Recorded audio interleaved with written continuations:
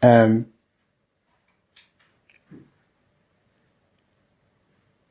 I'm right, what's going to happen to the EFF in foreseeable elections? In the local government elections, the general election in 2029, the general election in 2034. My assessment is that the EFF will decline. And it won't matter whether the decline is significant or marginal. The more important question is whether marginal or significant. Will the decline be reversible? If the decline is not going to be reversible, the outcome of this case does not matter. The economic freedom fighters is in trouble. Why? Right? Why 2026 and 2029 could mark the beginning of the end for the economic freedom fighters, who, by the way, have already declined in terms of the electoral fortunes, as bears testimony by the 2024 national and provincial elections, where the EFF now dropped from the third biggest party in the country to being the fourth biggest party in the country, dropped from 10% to 9%. South Africans, let us talk honestly. Is the economic freedom fighters losing its grip? A party that once shook the entire political system. A movement that spoke directly to the anger of the youth. A voice that made the ANC uncomfortable. But today, something is changing. Support is shifting. Energy is fading.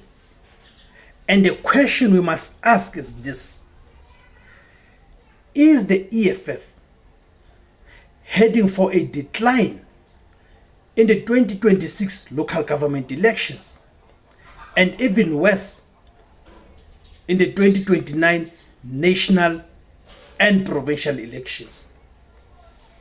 Let us break it down. The rise of the EFF.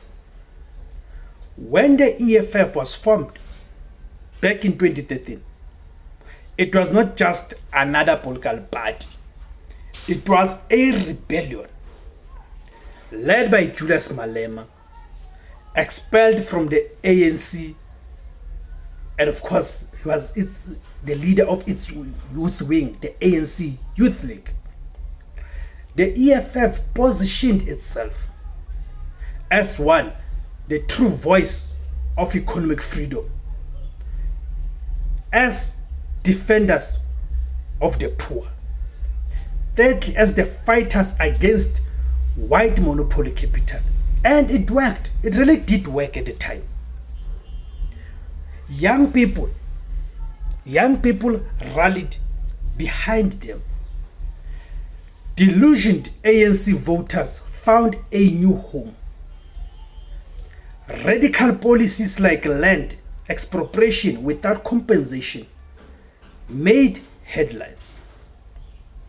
By 2019, the EFF had become the third largest party in South Africa. But here is the problem. Maintaining momentum is harder than creating it. See? Because, as we have already seen with the 2024 elections, and also by the problematic positions that the EFF has taken against the people of this country. Chief amongst them, it is the anti-people of South Africa who are complaining about illegal immigrants in this country, the open border policy of the EFF. Signs of decline. Let us talk facts and reality, not emotions. There are clear warning signs that the EFF is struggling. Simple thing. There's been by-elections. How many of those has EFF won? EFF cannot even win the wards, even where their national leaders reside. There are clear warning signs that the EFF is struggling. Number one is the stagnant growth. The EFF's growth has slowed significantly and even dropped from rapid expansion between 2014 and 2019 to almost plateauing in recent elections. That is dangerous for a party that thrives on momentum. Coalition politics confusion. The EFF has been inconsistent in coalition governments, supporting the DA in some of the metros from 2016, then collapsing those very same coalitions, then renegotiating power again. The voters to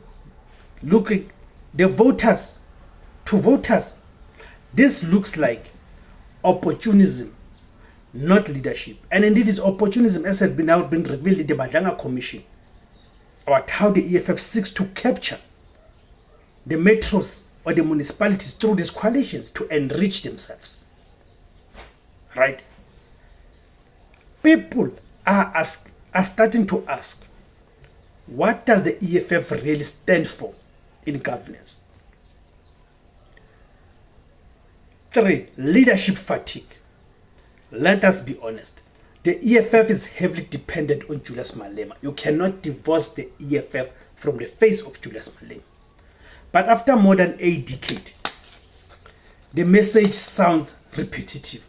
No innovation at all. The style is predictable. The shock value is gone, is no longer there. South Africans are no longer surprised.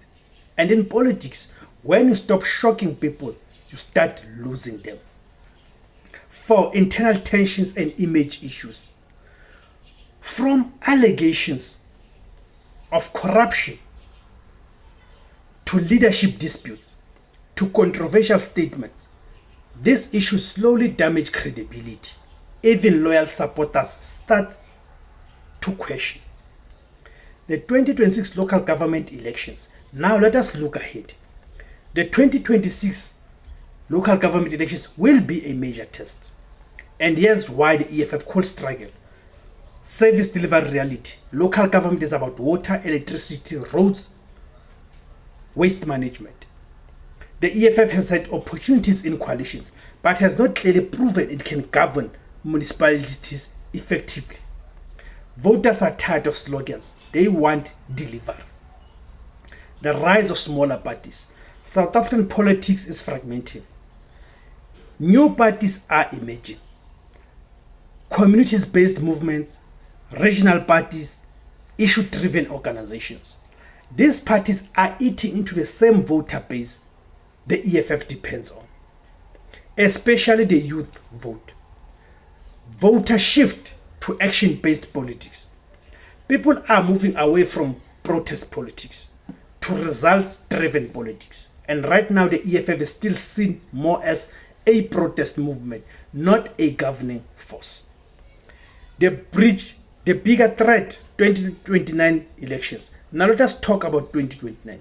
This is where things could get even worse for the EFF. ANC renewal possibility. If the ANC manages to renew, which is highly unlikely to happen, clean up corruption, improve service delivery, bring in new leadership, some voters may return. And guess who loses the most from that? It is the EFF. The rise of new political forces. South Africa is entering a new political era. By 2029, we could see strong independent candidates, youth-led movements, technocratic parties focused on governance. The EFF's risks being stuck in the past while politics moves forward. Economic reality versus the promises.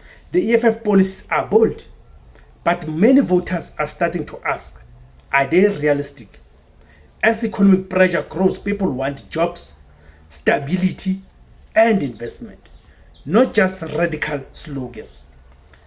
Is this the end of the EFF? Now let us be clear, this is not the end of the EFF, but it could be, depending on how they handle the situation.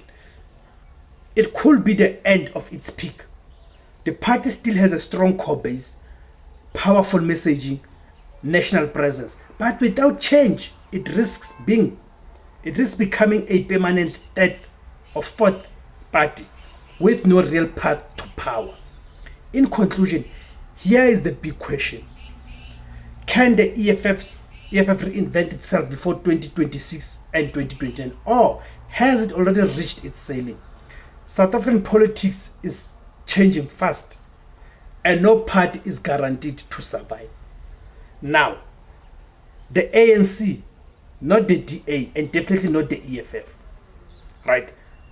If you made it this far, drop your opinion in the comments.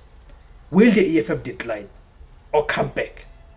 Like this video, share it with others, join to become a member, and subscribe to IZWI LABANSUNDU for more unapologetic political analysis.